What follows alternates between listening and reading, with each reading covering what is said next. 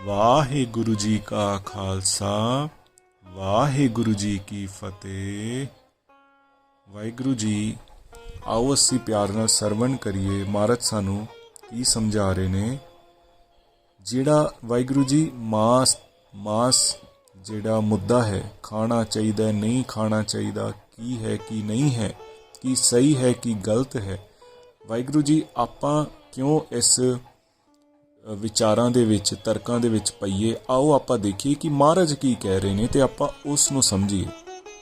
ਮਹਾਰਾਜ ਕਹਿ ਰਹੇ ਨੇ, ਮਾਸ ਮਾਸ ਕਰ ਮੂਰਖ ਝਗੜੇ, ਗਿਆਨ ਧਿਆਨ ਨਹੀਂ ਜਾਣੈ, ਕੌਣ ਮਾਸ ਕੌਣ ਸਾਗ ਕਹਾਵੇ, ਕਿਸ ਮੈਂ ਪਾਪ ਸਮਾਣੇ, ਗੈਂਡਾ ਮਾਰ ਹੋਮ ਜਗ ਕੀਏ, ਦੇਵਤਿਆਂ ਕੀ ਬਾਣੇ, ਮਾਸ ਛੋੜ ਬੈਸ ਨਕ ਪਕੜੈ, ਰਾਤੀ ਮਾਨਸ ਖਾਣੇ, ਫੜ ਕਰ ਲੋਕਾਂ ਨੂੰ ਦਿਖਲਾਵੇ, ਗਿਆਨ ਧਿਆਨ ਨਹੀਂ ਸੂਝੈ, ਨਾਨਕ ਅੰਧੇ ਸਿਉ ਕਿਆ ਕਹੀਐ, ਕਹੈ ਨ ਕਹਿਆ ਬੁੱਝੈ, ਅੰਧਾ ਸੋਏ ਜੇ ਅੰਧ ਕਮਾਵੇ, ਤਿਸ ਹਿਰਦੈ ਸੇ ਲੋਚਨ ਨਾਹੀ, ਮਾਤ ਪਿਤਾ ਕੀ ਰਖਤ ਨਿਪੰਨੇ, ਮੱਛੀ ਮਾਸ ਨ ਖਾਹੀ, ਇਸਤਰੀ ਪੁਰਖੈ ਜਾਂ ਨੀਸ ਮੇਲਾ, ਉਥੇ ਮੰਦ ਕਮਾਹੀ, ਮਾਸੈ ਨਿੰਮੈ ਮਾਸੈ ਜੰਮੇ, ਹਮ ਮਾਸੈ ਕੇ ਭਾਂਡੇ, ਗਿਆਨ ਧਿਆਨ ਕਛ ਸੂਝੈ ਨਾਹੀ, ਚਤਰ ਕਹਾਵੇ ਪਾਂਡੇ,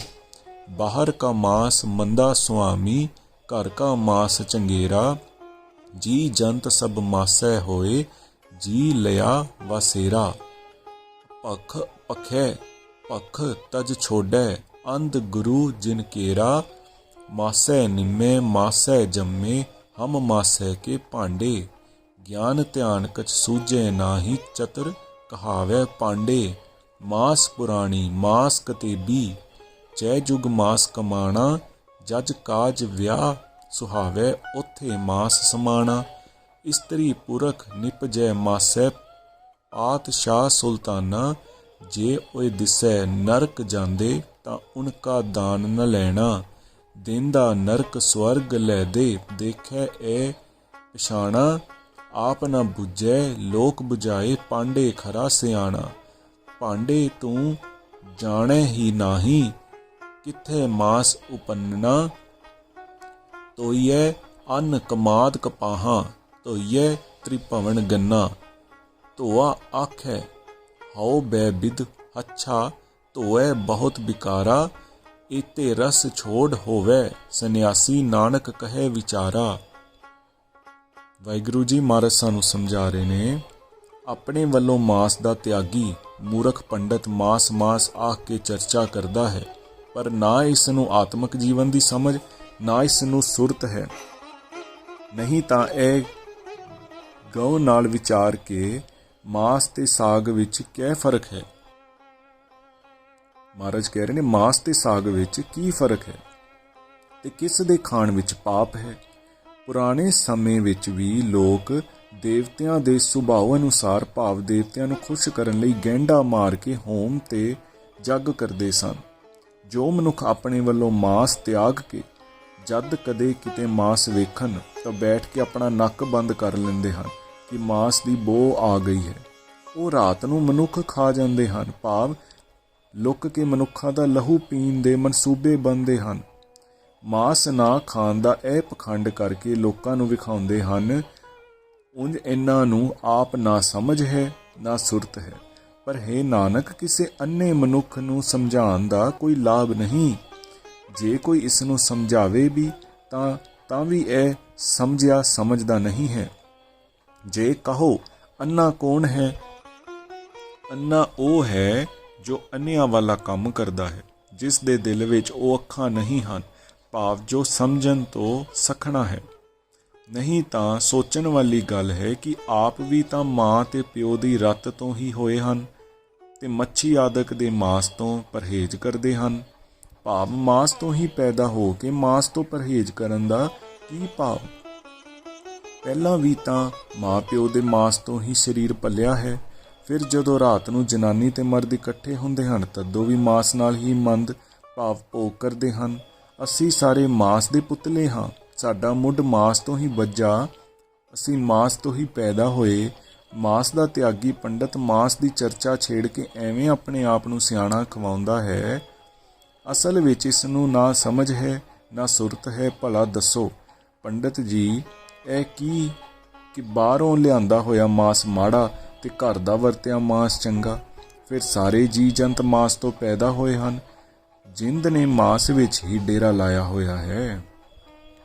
ਸੋ ਜਿਨ੍ਹਾਂ ਨੂੰ ਰਾਹ ਦੱਸਣ ਵਾਲਾ ਆਪ ਅੰਨਾ ਹੈ, ਉਹ ਨਾ ਖਾਣਯੋਗ ਚੀਜ਼ ਭਾਵ ਪਰਾਇਆ ਹੱਕ ਤਾਂ ਖਾਂਦੇ ਹਨ ਤੇ ਖਾਣਯੋਗ ਚੀਜ਼ ਭਾਵ ਜਿਸ ਚੀਜ਼ ਤੋਂ ਜ਼ਿੰਦਗੀ ਦਾ ਹੀ ਮੁੱਢ ਬੱਜਾ ਤਿਆਗਦੇ ਹਨ।